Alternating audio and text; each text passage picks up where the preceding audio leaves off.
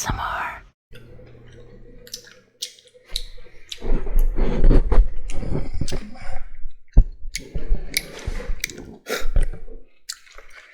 Hey you guys, so I recorded this video earlier today.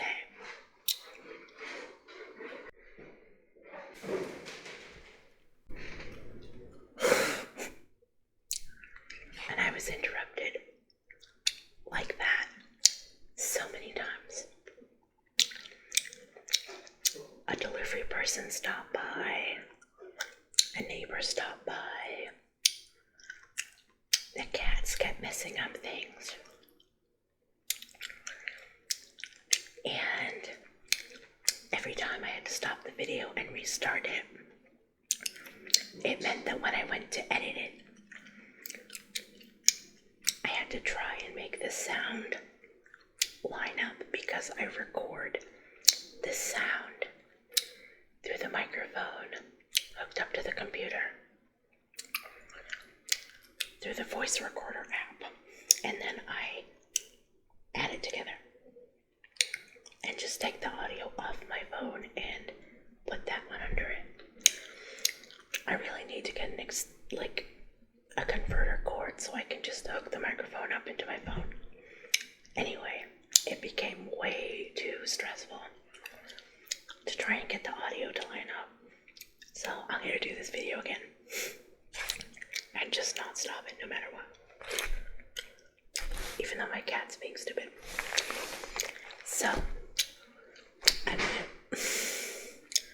I'm wearing a ratty shirt because my husband and I are gonna attempt to do the 2-time spicy wing challenge later.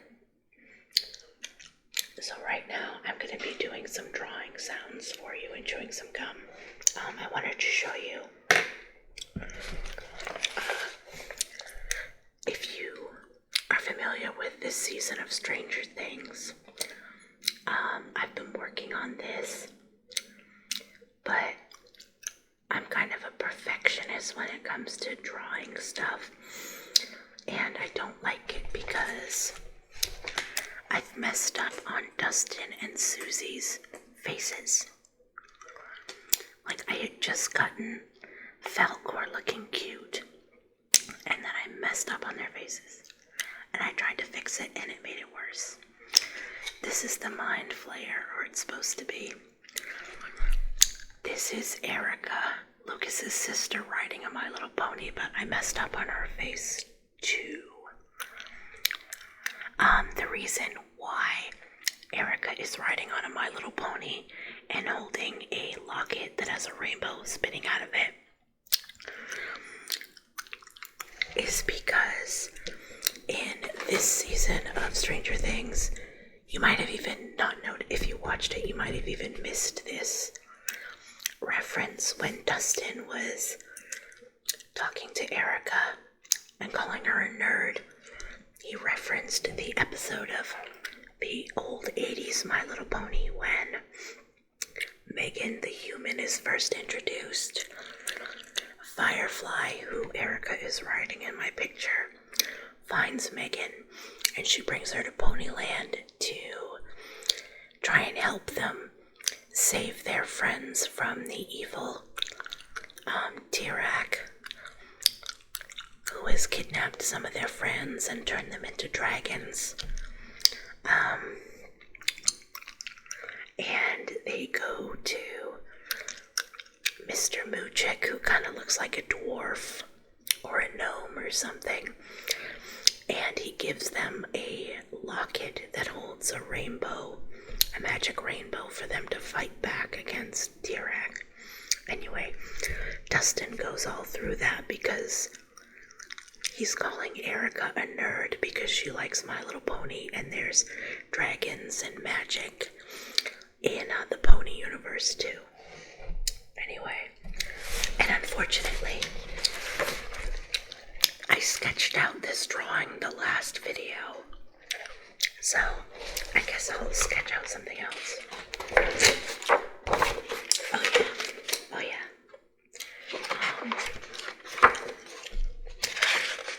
Anyway, because I was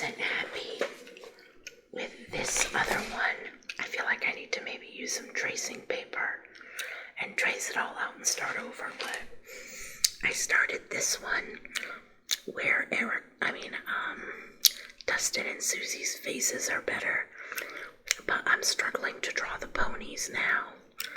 And I don't like this Falcor as much, so I haven't worked on it in like 2 weeks because it just, I get too obsessive.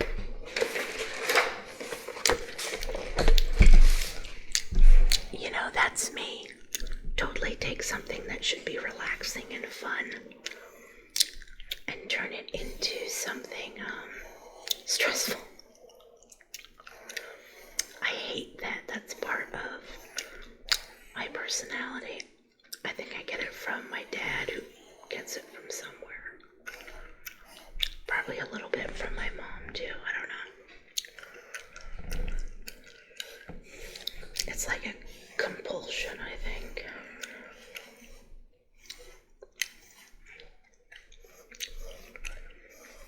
I remember in school, like, I was never good at sports, and, you know, I was average, you know, at the academic stuff, but art is where I really excelled, you know, so I'd see everyone else get their, you know, sports trophies or academic awards and stuff, and then it's funny.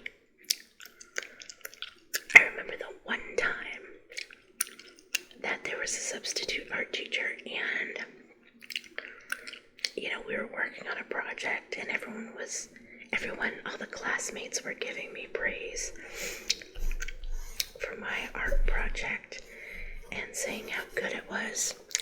And the substitute art teacher was like, now come on guys, it's art. Art's subjective. No one is better than anyone else. And you know, that's true. And you know, we're talking to kids, so that's what you're supposed to say. You're supposed to be encouraging. But I remember thinking, really, you can't just let me have this one.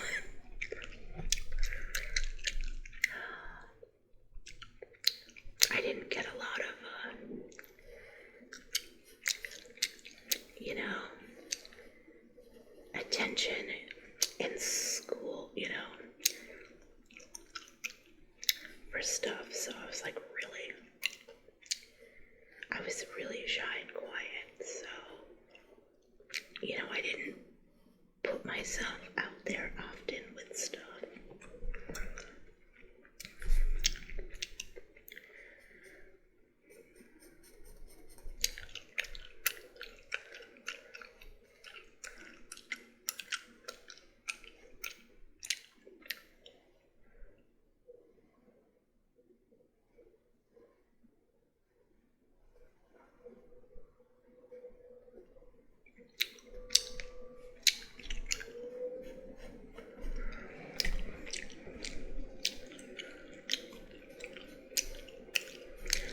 I was saying in my other video that I've always loved to draw.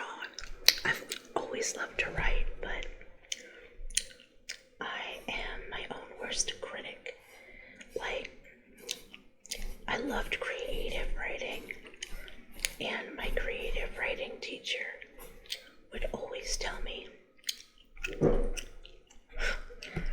never stop writing. And you know, I did, because I love writing descriptive things. But I hate writing dialogue. I feel like it's repetitive, and like I feel like it sounds fake when I'm writing out dialogue. And then I think it sounds stupid, and I give up on it. All that he said, then she responded, then he said stuff, and just bleh. It's a lot of work. And again, I get obsessive, so like,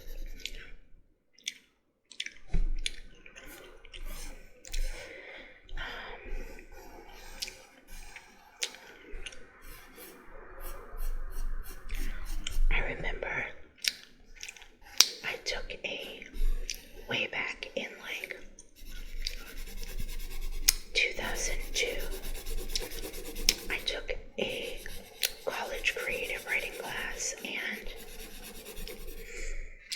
always like immediately apologize to the professor before I even, well, as I'm giving the assignment to him, before he'd even looked at it. Like, yeah, I'm sorry, I know my grammar isn't like the best, and this probably isn't that good and stuff. And he was like, your grammar really isn't that bad. Like, I haven't even looked at it yet, but your grammar wasn't bad on your other ones, so like, calm down, lady.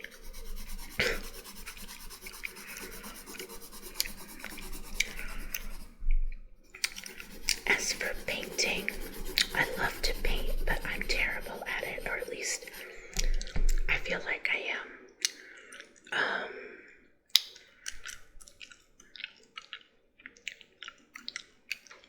I don't like to do it too often because, crazy here, because I feel like I waste a lot of supplies because I'm constantly hating on what I'm doing.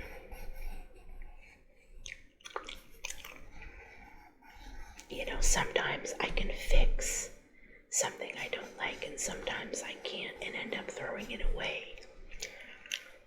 So, you know, I don't do it super often because I don't want to be super wasteful. You know, it's funny. I don't know if you guys in your town or state have these Facebook groups that are geared towards painting rocks and then hiding them and leaving a message underneath the rock for people to read that says, if found, take a picture and post it to our Facebook group at blah blah blah, whatever Facebook, and let us know that you found this rock and where. Please either re-hide, or if you want, you can keep the rock. You know, you gotta kind of word it in a way that you can get all of that on the rock. Some people will type it out on a little piece of paper and then like Mod Podge it to the bottom of the rock. And when it dries, it's like it's just part of the rock. I was a part of one of those groups back home. And you know, the point of the rock hiding is this kind of like a game. You paint a rock, hide a rock, and if someone finds the rock, they post that they found it, and then it gets hidden again, unless they decide to keep it. And the fun is kind of in seeing who finds what rock where, and where it will pop up next.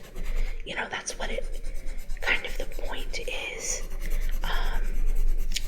But it kind of ended up being more like I would put in a lot of work on these painted rocks, like a lot of work, and I'd be so obsessive about it, and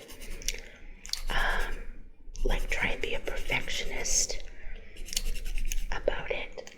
And I would get so excited when I'd hide the rocks, and I'd wait and wait and wait for someone to post that they found them. But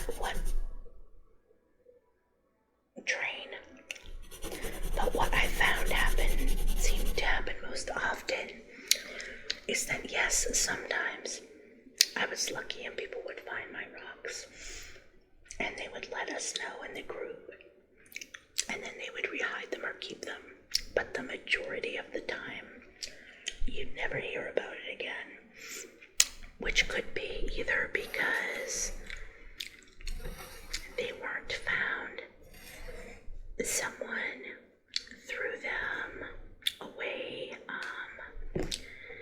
someone re-hid them without taking a picture and letting us know, and maybe they hid it in a place where business or something didn't like that it was there. So they threw it away.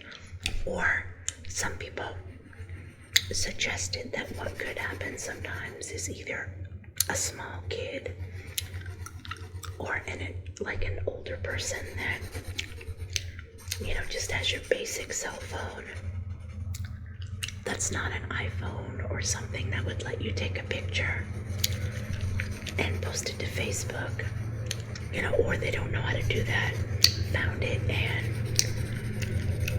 just wanted to keep it or re-hit it. Cargo train going by without letting anyone know, because they didn't know how to let anyone know. And that's understandable.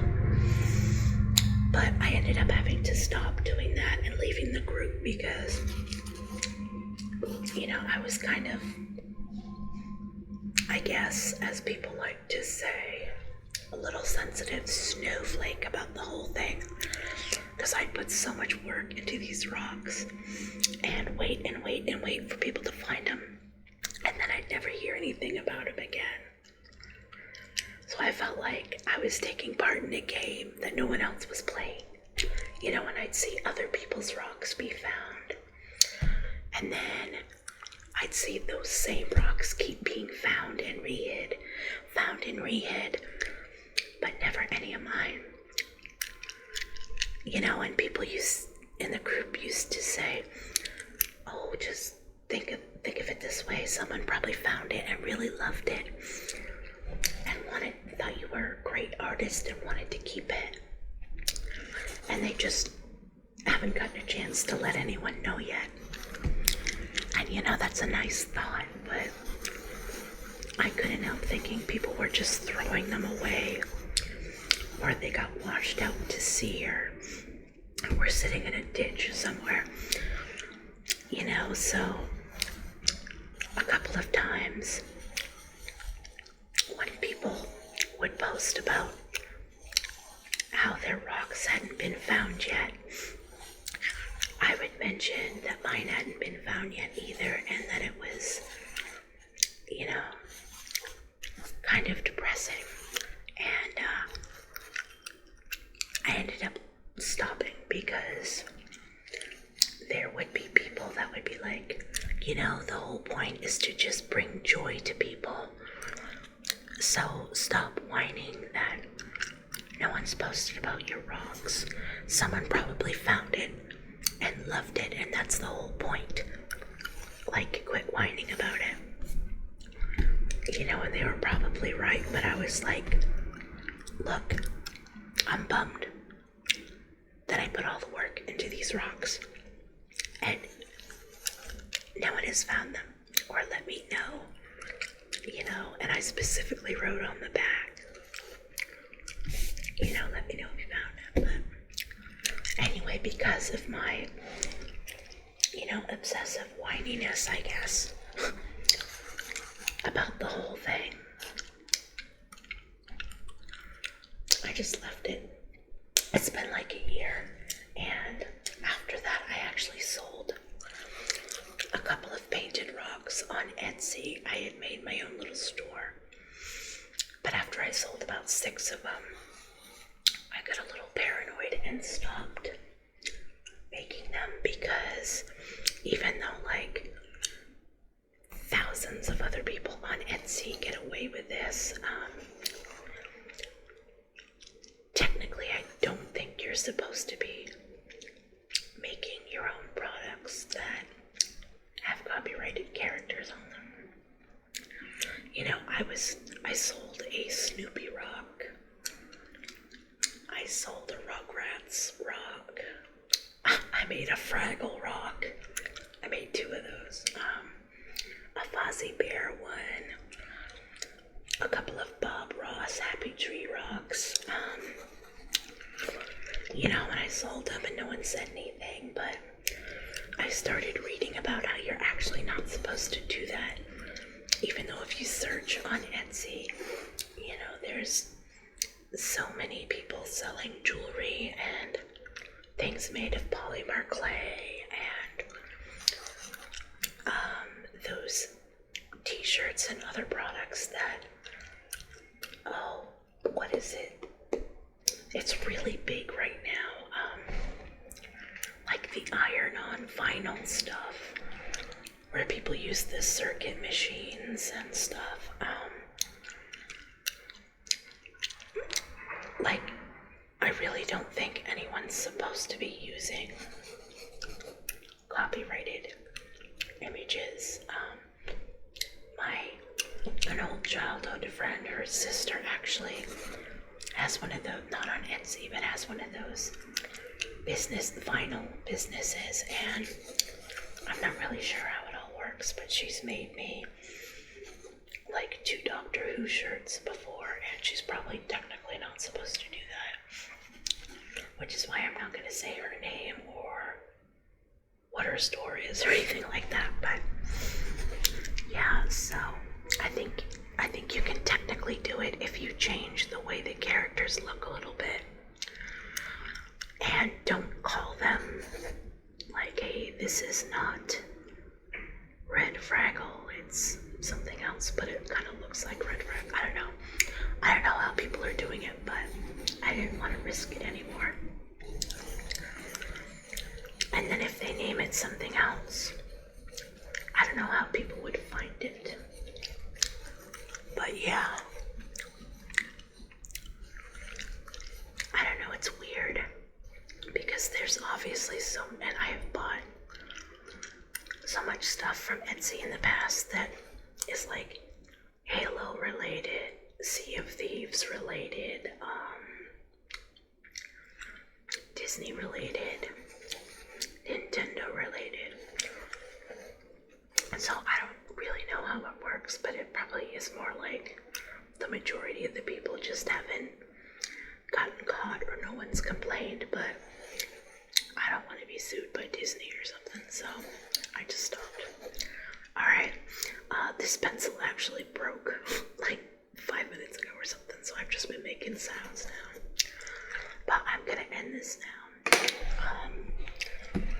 I've just kind of been doodling, so that's what I doodled, and I am going to end this now. And yeah, I've got a review video that's going up after this one, and hopefully I survived the wing challenge.